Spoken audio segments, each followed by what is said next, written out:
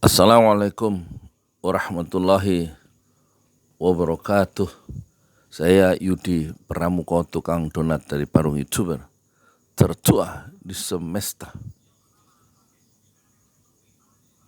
Usia saya sekarang 27 tahun dan saya 14 semester menjadi OB, office boy, di sebuah kampus terkenal di Ciputat, Universitas Islam Negeri Syarif Hidayatullah Jakarta.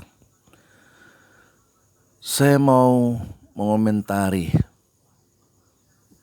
die hard dari Jokowi, yaitu Benny Ramdhani, yang melaporkan dan menginginkan Rocky Gerung masuk Islam, dan kali ini katanya dia yakin, seyakin-yakinnya dengan pasal-pasal yang lain, Rocky Gerung kali ini pasti masuk penjara.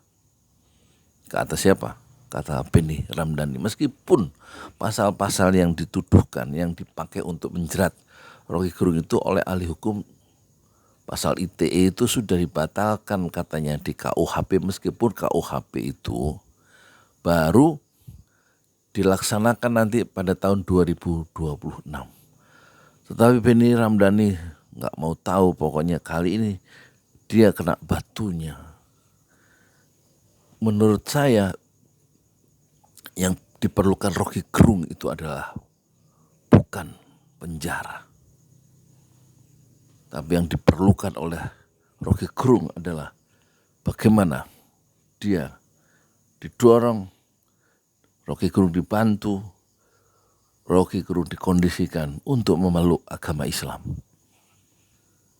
Jadi orang-orang yang ingin membawa Rocky Gerung masuk penjara dan dia memiliki kepuasan secara psikologis jika Rocky Gerung itu masuk penjara dengan dipolisikan, keinginan untuk mencelakakan orang lain, memasukkan penjara karena perbedaan pandangan politik, itu sebenarnya kan satu sikap yang memiliki tingkat ketololan, ya, sikap ketololan yang mencapai tingkat dewa, ya.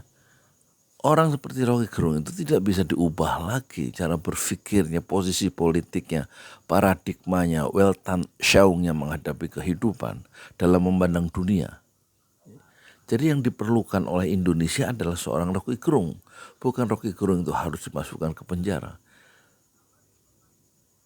Ucapan Rocky Gerung yang akhir-akhir ini menghebohkan hanya mengatakan bahwa Pak Jokowi itu ingin mempertahankan legasinya dan dia bolak-balik atau meminta bantuan Cina untuk membuat legasi IKN itu menjadi nyata, dan dia kemudian kesana kemari menuju satu koalisi ke koalisi yang lain untuk memastikan akhir nasib dirinya itu menjadi aman setelah dia menjadi orang biasa dan kekuasaannya hilang sebagai presiden, karena memang waktunya sudah tiba.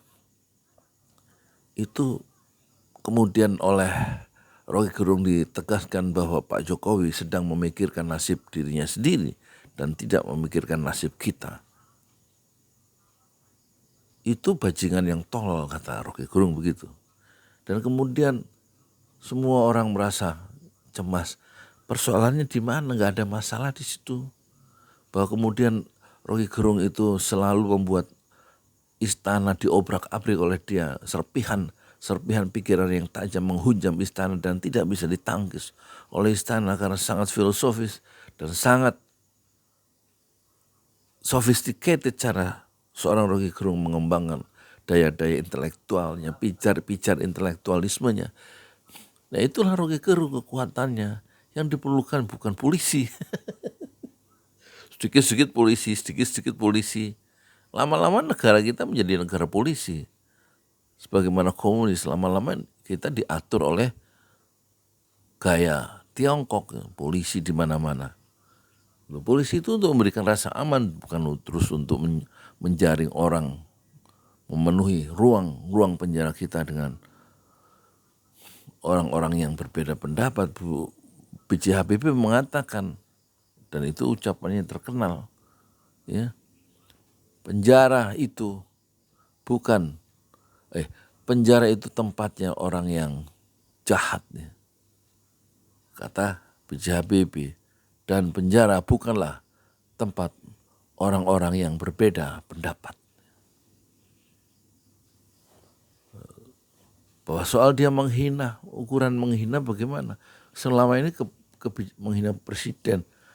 Rocky Gerung itu bukan orang dungu kan? Saya kira Rocky Gerung bukan orang dungu, dia bisa membedakan antara penghinaan dan kritik yang tajam. Dia ngerti itu.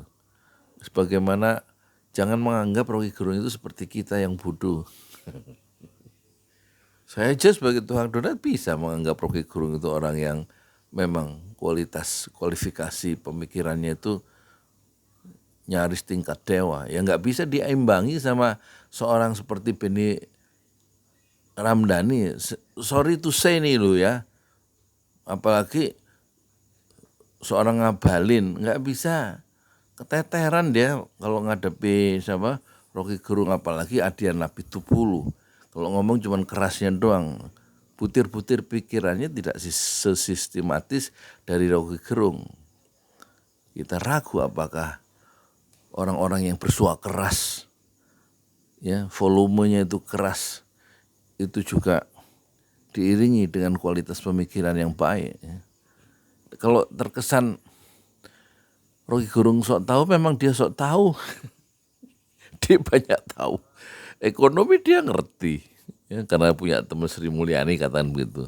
Soal pluralisme dia paham, ya, karena dia berteman dengan Gus Dur. Soal apa lagi? Soal hukum dia ngerti, karena teman-temannya orang-orang hukum seperti Buyung Nasution dan lain-lain gitu ya. Soal lingkungan hidup dia begitu fasih bicara dengan bahasa lingkungan hidup, ya kan? Soal environmental ethics ngerti orang.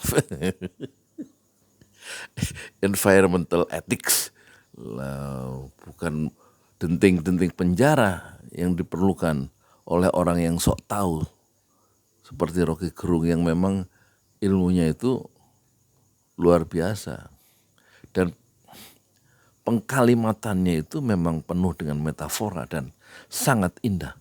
Yang diperlukan Rocky Gerung bukanlah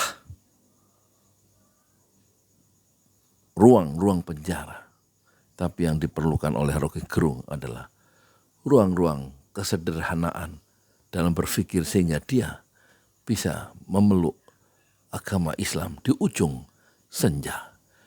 Assalamualaikum warahmatullahi wabarakatuh.